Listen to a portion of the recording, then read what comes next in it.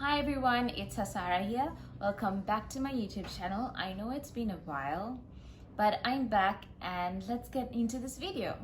So in this video, I'm going to be sharing a few tips that would help you fall asleep easier. Now, we know that sleep is really important, right? And if you're a student especially, and if you're studying throughout the day, sleep is actually important to store those information that you've studied into your memory.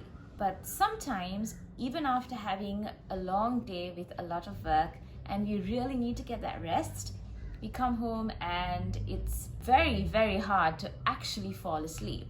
This happens to me too quite often. So these are a few tips that have actually helped me fall asleep easier and hopefully would be useful for you too.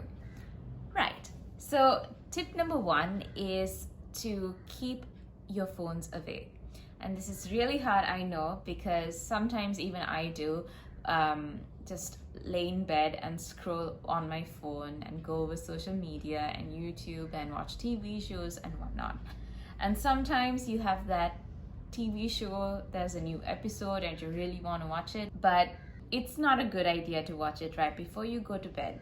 So essentially about an hour to half hour before you would fall asleep, you need to keep your devices away from your face, because your phones, your iPads, your tablets, they emit blue light. And when the blue light reaches your face, it feels like it's daytime. So it's naturally more difficult for you to fall asleep when you're on your phones.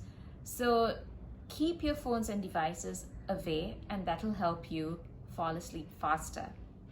And if you really do need to use your phones or your iPads or whatever, well then try to switch it on to dark mode or to night shift mode, so you have minimal blue light coming into your face, because when you switch it on to night shift, the screen kind of goes yellow and you have more of yellow light reaching your face, which is it has less of an effect than blue light coming into your face.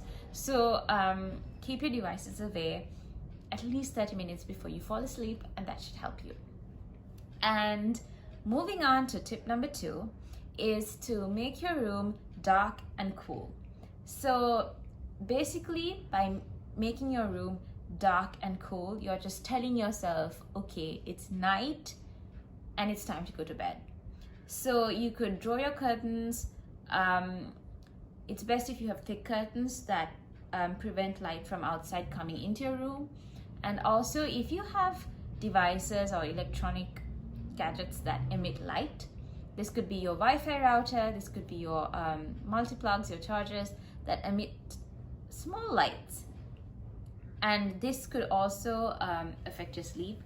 So you could either tape them with some opaque tape, and if you don't want to tape them, you could just turn them around so the light doesn't face you. So if it's like a router, you could just make it look the other way, and try as much as possible to avoid little lights around your room. And also to make your room cooler than it usually is, because night is usually colder than day, right? So when you make your room cool, it also sends the signal to your body that it is night and it is time to sleep. So in order to make your room cooler, well, if you do have an air conditioner, then you could sort of bring the temperature down. And if you don't have an AC, just on the fans, leave the windows open for a while before you sleep, and sort of get the temperature in your room down a little bit at least. Right. So tip number 3 is to skip the nap. This, I think, is, for me personally, the most effective way to fall asleep, and that is to skip your afternoon nap. If you are someone who takes naps during the afternoon after lunch, then it's best to skip it, no matter how tired you are. Because if you fall asleep really deeply and really well in the middle of the day, then it's going to be really hard to fall asleep at night. It is so for me. So no matter how tired I am, even if I'm like really exhausted, if I do want to get that good night's sleep, I might as well just skip a daytime nap. So perhaps a 20-minute nap or so on the table, because if you sleep on the table, what I do is I just keep my hands on the table and try to sleep on the table, and that would sort of make my arm go numb in around roughly 15 to 20 minutes. So I wake up automatically, and so I don't oversleep or overnap.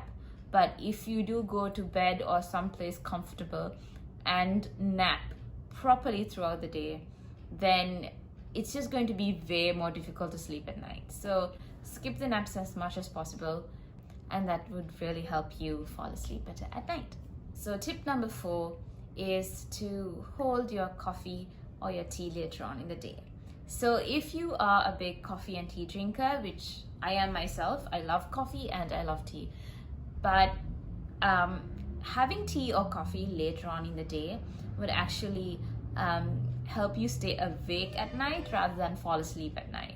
So this is very personal. It depends from person to person. Some people are more sensitive to coffee and tea, and some people are less. So figure out what time is best for you to stop having coffee and tea. You could have it in the morning, you could have it even in the afternoon if it does help you, but not really a few hours before you plan to sleep. So keeping your coffee and tea towards the earlier times of the day rather than towards the late times would also help you fall asleep. So these are my 4 tips that would hopefully help you fall asleep faster and easier and get a good night's rest. That's all for today's video. I hope you found it useful, and if you did, please do hit the like and subscribe. And thank you for joining me. Have a nice day.